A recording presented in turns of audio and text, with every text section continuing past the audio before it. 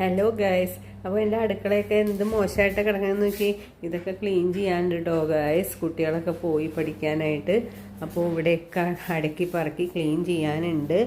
അപ്പോൾ ഇതേ ബുക്കൊക്കെ പഠിച്ചപടേ വെച്ചിട്ട് പോയേക്കാം. ഇതൊക്കെ എന്തോരം പറഞ്ഞാലും ഇതൊക്കെ നമ്മുടെ ഡ്യൂട്ടി തന്നെയാണ് കേട്ടോ. ഇതൊക്കെ ചെയ്യേണ്ടത് എൻ്റെ പണിയായിട്ട് തന്നെ അവർ കണക്കാക്കിയേക്കണത്.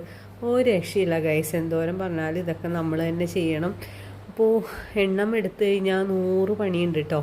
അപ്പോൾ എല്ലാം ചെയ്യേണ്ടതേ കിടക്കണുണ്ടോ ഗൈസ്. വീടൊക്കെ മോശമായിട്ട് കിടക്കുകയാണ്. ഭഗവാന് മാല കെട്ടാനുള്ള പൂ വരെ പറിച്ച് വെച്ചിട്ടുണ്ട്. അതൊക്കെ ഇനി ചെയ്യുമ്പോഴേക്കും ഇപ്പോൾ ഉച്ചയാവുമെന്ന് തോന്നുന്നു ഗൈസ്. അപ്പോൾ ഗൈസ് മുറ്റം വരെ അടിച്ചിട്ടില്ല ഗൈസ്. ഒത്തിരി പണിയുണ്ട് ഗൈസ്. ഇത് നോക്കി, തുണി മടക്കാനുണ്ട്. മുറ്റം അടിച്ചിട്ടില്ല, നനച്ചു കേട്ടോ. ഇത്ര നേരം ദേ ഭയങ്കര എല്ലാം ഉണങ്ങി. നമ്മുടെ പറമ്പും നമ്മുടെ പരിസരത്തൊക്കെ എല്ലാം ഉണങ്ങി തുടങ്ങി കേട്ടോ. അപ്പോൾ നമ്മുടെ ചെടികളൊക്കെ വെള്ളമില്ലാതെ നിൽക്കണുണ്ട്. അപ്പോൾ അങ്ങനെ നമ്മൾ നനയ്ക്കാമെന്ന് വിചാരിച്ചു. രാവിലെ അങ്ങോട്ട് ഇറങ്ങി നനയ്ക്കണ കൂട്ടത്തിൽ ദേ കാറും കഴുകി കേട്ടോ. നമ്മുടെ ഡസ്റ്റർ കൂട്ടനെ നമ്മൾ കഴുകി. അപ്പോൾ കൂട്ടത്തിൽ ദേ പാറുവിൻ്റെ കാറും കഴുകിയിട്ടോ. എല്ലാം ഇങ്ങനെ പൊടിയിൽ കുളിച്ചിരിക്കുകയായിരുന്നു. അപ്പോൾ ആ ഡ്യൂട്ടി ആയിരുന്നു. ഇത്രയും പണിയുടെ ഇടയിൽ ഞാൻ ആ പണിയെടുക്കാൻ പോയി. അപ്പോൾ ശരിക്കും പറഞ്ഞു കഴിഞ്ഞാൽ ചില സമയത്ത് വട്ടാണെന്ന് എനിക്ക് തന്നെ തോന്നാറുണ്ട്. അതിൻ്റെ ഒരു ആവശ്യം ഉണ്ടായില്ല സത്യം പറഞ്ഞു കഴിഞ്ഞാൽ ഇതൊക്കെ ചെയ്യണ്ടേ. പിന്നെ ഒരു ഗൈസ്, ഞങ്ങൾക്കൊരു സന്തോഷ വാർത്ത ഞാൻ പറയട്ടെ കേട്ടോ. ഇതൊക്കെ ഞങ്ങളുടെ ചെറിയൊരു സന്തോഷങ്ങളാണ്.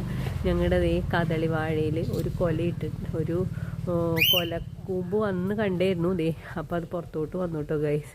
പിന്നെ ദേ നമ്മുടെ വേറൊരു കദളിക്കൊല, പിന്നെ ദേ അപ്പുറത്തും ഒരു കദളിക്കൊല വന്നിട്ടുണ്ട് കേട്ടോ. അപ്പോൾ ഇതൊക്കെ കദളി വാഴ കേട്ടോ. അപ്പോൾ ഇതൊക്കെ പാകമാകുമ്പോൾ ഞങ്ങൾ ഗുരുവായൂരപ്പൻ്റെ അടുത്തോട്ട് പോകുന്നുണ്ട്. അല്ലാതെയും പോവും ഗുരുവായൂരപ്പൻ്റെ അടുത്തോട്ട്. അപ്പോൾ ഇത് പാകമായിട്ട് നമ്മുടെ വീട്ടിലുണ്ടായ ഈ കദളി വാഴയും കൊണ്ട് കദളിക്കൊലയും കൊണ്ട് പോകുമ്പോൾ നമുക്ക് വളരെ സന്തോഷമല്ലേ ഗൈസ്. പിന്നെ ദേ എനിക്ക് എൻ്റെ സാമ്പാറിന് വേണ്ടിയിട്ട് ഞാൻ ഉണ്ടാക്കി നട്ട് വളർത്തിയിട്ട് എനിക്ക് ആകെ കിട്ടിയേക്കണ ഒരു വഴുതന കേട്ടോ ഗൈസ്.